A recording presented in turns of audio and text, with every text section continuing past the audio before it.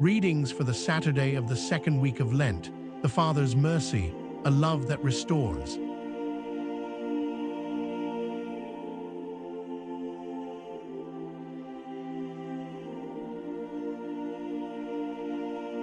Reading 1, Micah 7, 14-15, 18-20 Responsorial Psalm, Psalm 103, 1-2, 3-4, 9-10, 11-12 Verse before the Gospel, Luke 15, 18 Gospel, Luke 15, 1-3, 11-32.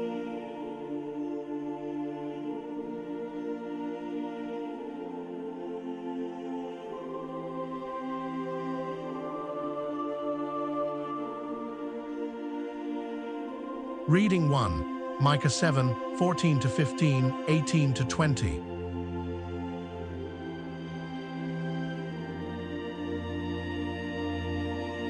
Shepherd your people with your staff, the flock of your inheritance that dwells apart in a woodland in the midst of Carmel. Let them feed in Bashan and Gilead as in the days of old. As in the days when you came from the land of Egypt, show us wonderful signs. Who is there like you, the God who removes guilt and pardons sin for the remnant of his inheritance?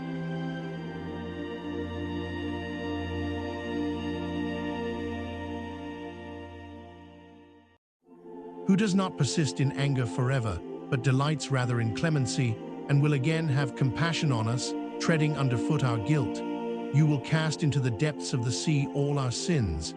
You will show faithfulness to Jacob and grace to Abraham, as you have sworn to our fathers from days of old.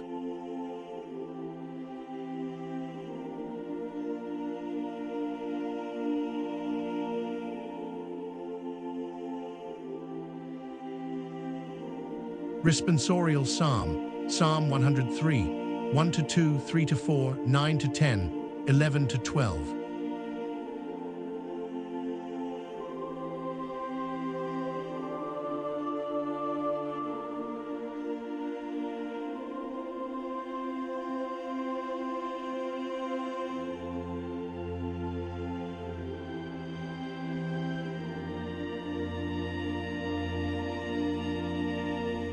Response 8a. The Lord is kind and merciful.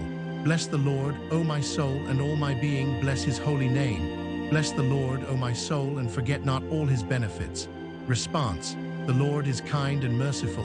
He pardons all your iniquities, he heals all your ills. He redeems your life from destruction, he crowns you with kindness and compassion.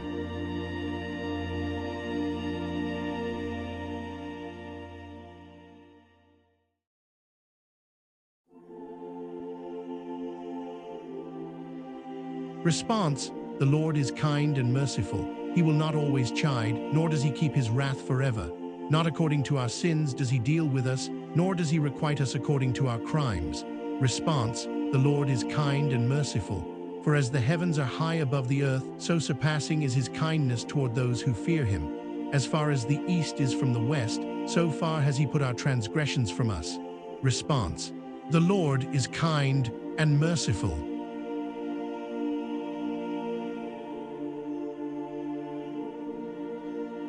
Verse before the Gospel, Luke 15, 18.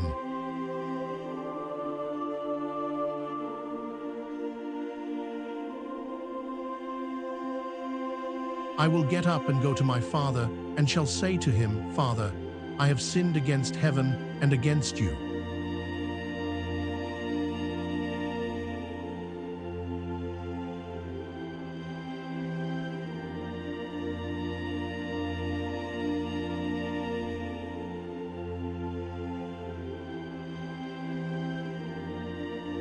Gospel, Luke 15, 1-3, 11-32. Tax collectors and sinners were all drawing near to listen to Jesus, but the Pharisees and scribes began to complain, saying, This man welcomes sinners and eats with them. So to them Jesus addressed this parable. A man had 2 sons, and the younger son said to his father, Father, give me the share of your estate that should come to me. So the father divided the property between them. After a few days, the younger son collected all his belongings and set off to a distant country where he's.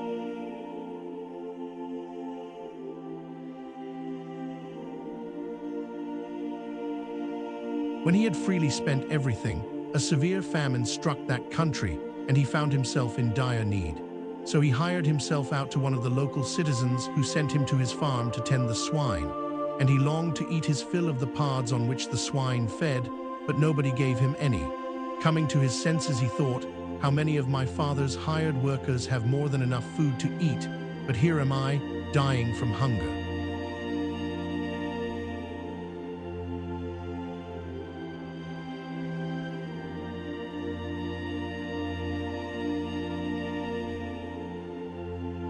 I shall get up and go to my father, and I shall say to him, "Father, I have sinned against heaven and against you.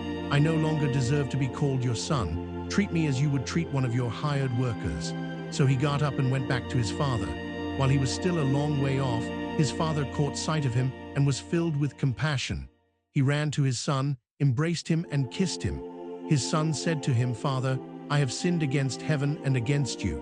I no longer deserve tea."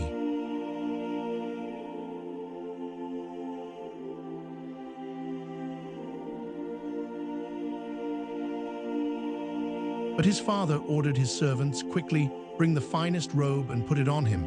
Put a ring on his finger and sandals on his feet. Take the fattened calf and slaughter it. Then let us celebrate with a feast, because this son of mine was dead and has come to life again. He was lost and has been found." Then the celebration began.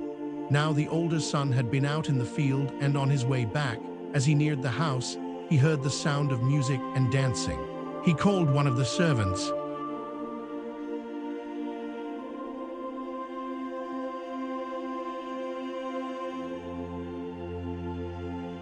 The servant said to him, "Your brother has returned, and your father has slaughtered the fattened calf because he has him back safe and sound."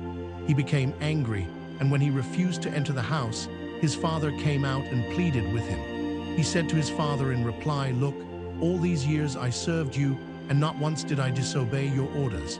Yet you never gave me even a young goat to feast on with my friends."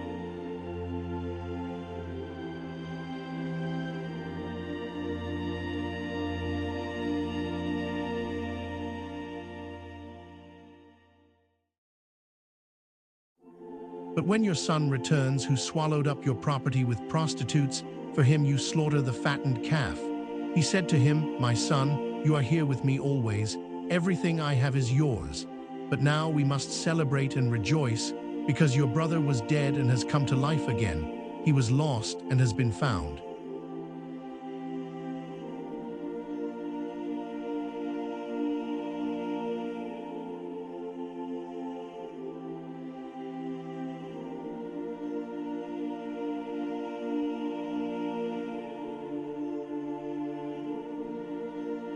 Reflection: the Father's mercy, a love that restores.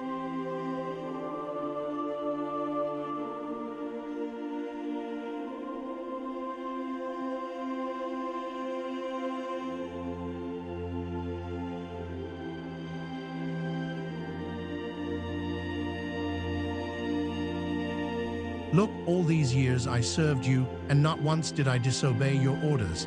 Yet you never gave me even a young goat to feast on with my friends. But when your son returns, who swallowed up your property with prostitutes, for him you slaughter the fattened calf.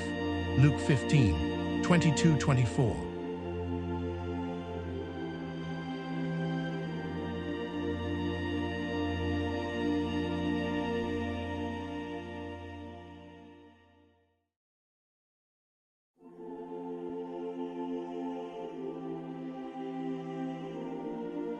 This was the reaction of the faithful son in the parable of the prodigal son.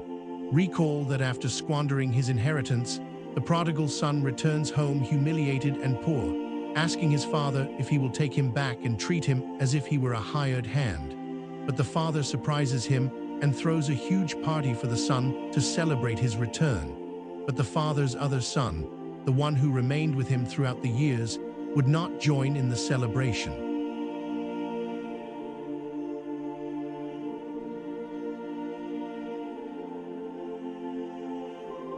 Was it fair that the father killed the fatted calf and threw this large party to celebrate his wayward son's return. Was it fair that that same father apparently never even gave his faithful son a young goat to feast on with his friends? The right answer is that this is the wrong question.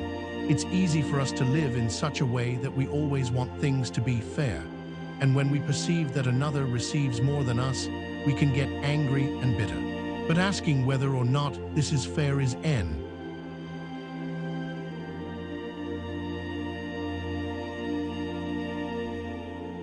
When it comes to the mercy of God, God's generosity and goodness far exceed what is perceived as fair. And if we are to share in the abundant mercy of God, we too must learn to rejoice in his superabundant mercy. In this story, the act of mercy given to his wayward son was exactly what that son needed.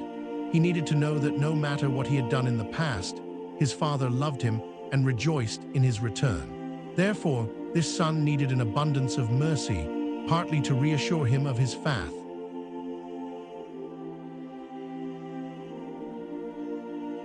He needed this extra consolation so as to become convinced that he made the right choice in returning. The other son, the one who had remained faithful throughout the years, was not treated unfairly. Rather, his discontent came from the fact that he himself lacked the same abundant mercy present in the heart of his father. He failed to love his brother to the same extent, and therefore failed to see the need to offer this consolation to his brother as a way of helping him understand he was forged.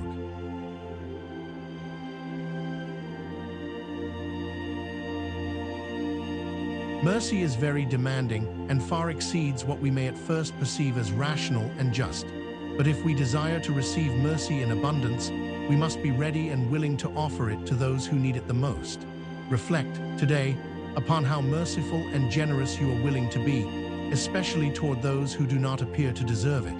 Remind yourself that the life of grace is not about being fair, it's about being generous to a shocking extent.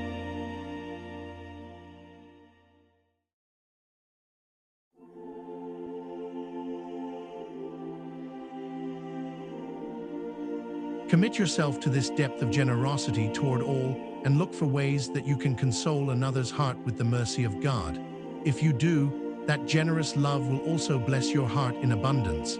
My most generous Lord, you are compassionate beyond what I can fathom. Your mercy and goodness far exceed what any of us deserve. Help me to be eternally grateful for your goodness and help me to offer that same depth of mercy to those in most need. Jesus, I trust in you.